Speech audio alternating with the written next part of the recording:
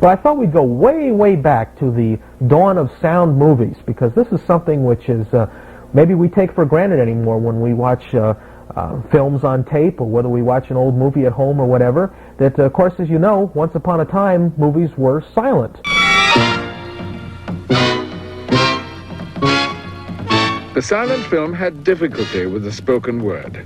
It had no difficulty with anything else, not even musical numbers. And it wasn't only until the middle 20s that different studios began using sound films and everything and experimenting with them, and then finally coming up in about 1927 of perfecting a method of sound pictures, which finally took hold and grabbed the industry and really forged it ahead into the movies that we know now. This sequence was directed by Ernst Lubitsch, photographed by John Mesco, produced by Warner Brothers, the studio that would revolutionize the industry just 1 year later and bring the silent era to an end.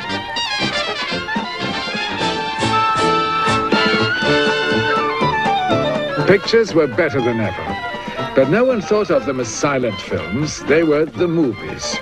And something extraordinary was happening to the movies. They suddenly found they had a rival: radio.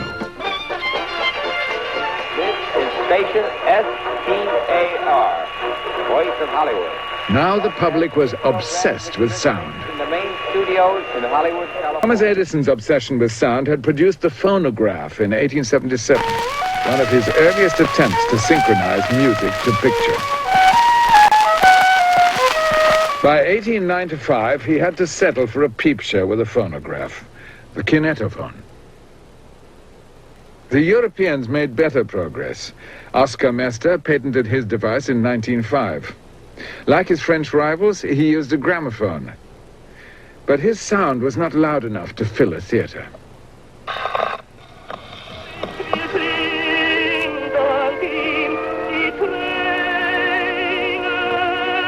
In 1910, Eugene Laust, a former employee of Edison, set up camera and microphone in a back garden in Brixton in South London and recorded sound on film.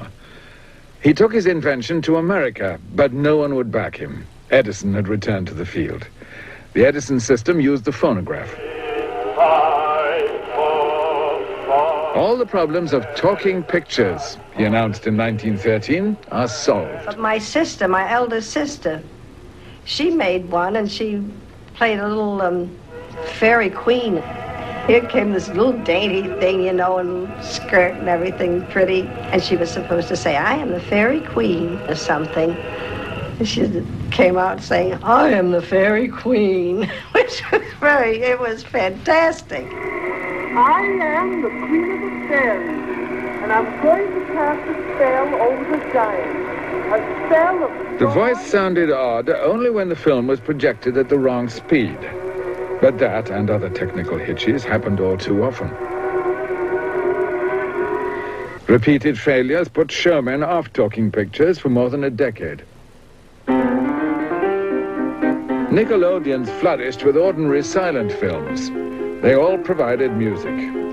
Some employed the one-man orchestra, parodied by Harry McCoy in this Mack Sennett comedy. Max Wayne is the hero on the screen.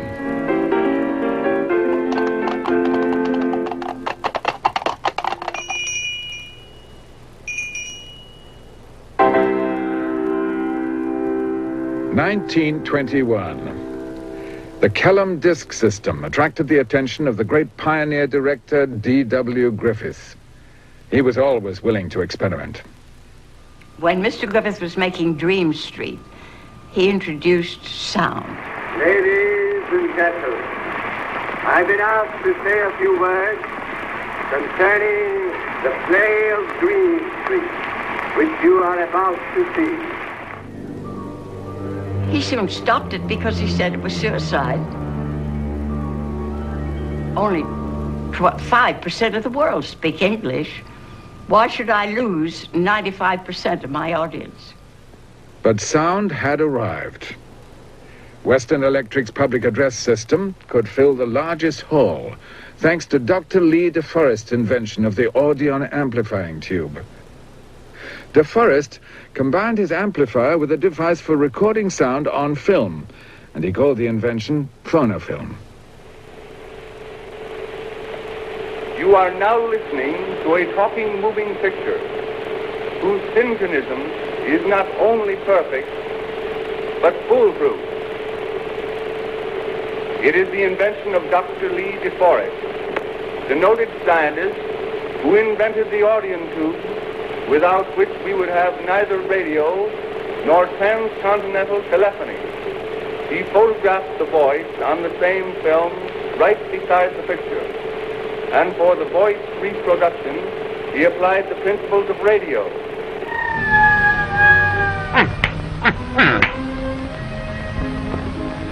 This is the machine that is used to record the sound on film. This sound film is traveling at the same rate of speed as the picture film in the camera booth. The light valve has two thin metal strings stretched across this tiny slit. On one side of the slit is a strong light, while on the other is a film, moving at exactly the same speed as the picture camera in the studio. The greatly amplified voice currents passing through these tiny light valve strings move them closer together or further apart, thus changing the size of the slit.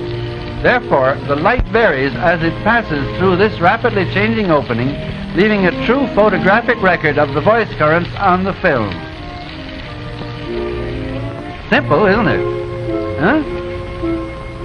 Now let's look at the films after they've been developed. Well, here we are. Here are our two negatives developed. The next step is to print these two negatives onto a third piece of film. We'll print the sound record first, and then the picture record. Here we have a completed sound print, and we are now ready for projection. De Forest went into sound production, but met resistance from producers, exhibitors, and even players. We were working in the De Forest studio in New York, a little tiny studio in the middle of the city. And I was told that De Forest was working on a sound something that had something to do with films, so that they would bring sound into films. Well, I didn't see how that could be done. And anyway, I didn't see any sense in doing it. I didn't see anything was wrong with films as they were.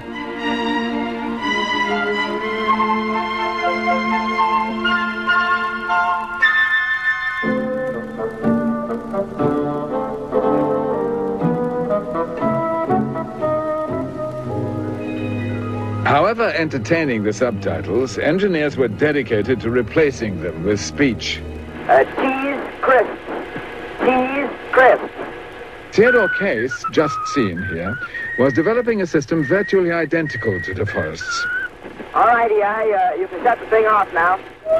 Case's sound films reached new heights.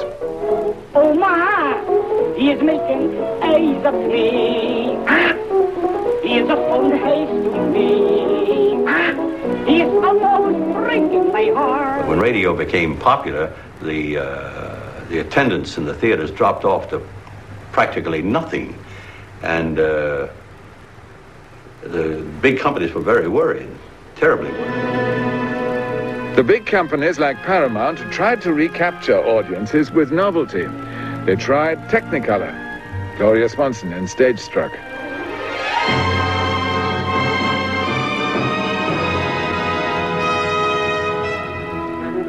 They tried bigger screens, Magnascope.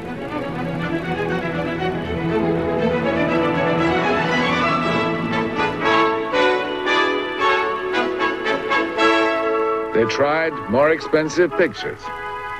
They advertised them all on radio.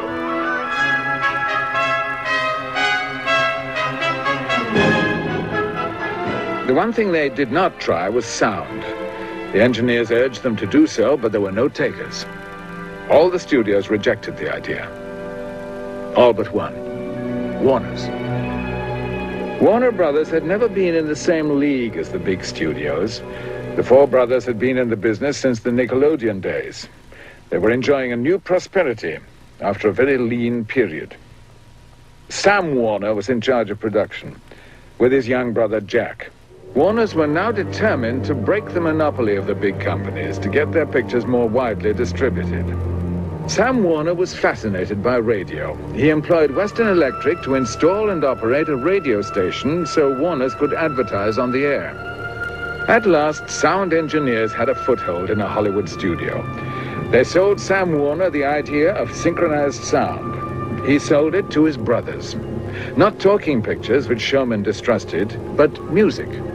They recorded sound on disc. Unlike sound on film, disc recording was a tried and trusted process. Come on, boy. Warners joined with Western Electric to form the Vitaphone Corporation and opened a studio in New York to be near the Broadway stars. Around 1926, the Bell Laboratories at that time had an interesting method for putting sound and film together. What they did, it was the Vitaphone system. And as you may recall, that is using a very large disc, like a phonograph record, that went along with each reel of movie film. Now we're talking about two separate pieces, the sound on a phonograph record and of course the picture on film. And these two had to be in synchronization and shown back at the same time to give the illusion of talking pictures. Rather complicated process. So let's go back now to the Bell Labs, and it's a short industrial film that they made, which was called Voice from the Screen, and this was made in October 27th of 1926, and it used the Vitaphone separate sound system, but it kind of explains what the process was all about. I think you'll find this very interesting. So let's see the Voice from the Screen. And I believe you will be interested in seeing the studio in actual operation, and that is the next thing we're going to do. Are you ready, Mr. Heller? This immediately revolutionized the whole ambience of the Warner Brothers studios. They first started with a series of little shorts, Vitaphone shorts.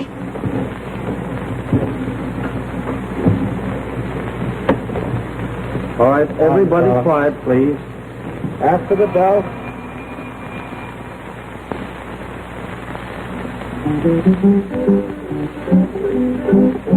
All the time in the tropical time where they do that funny, funny dance.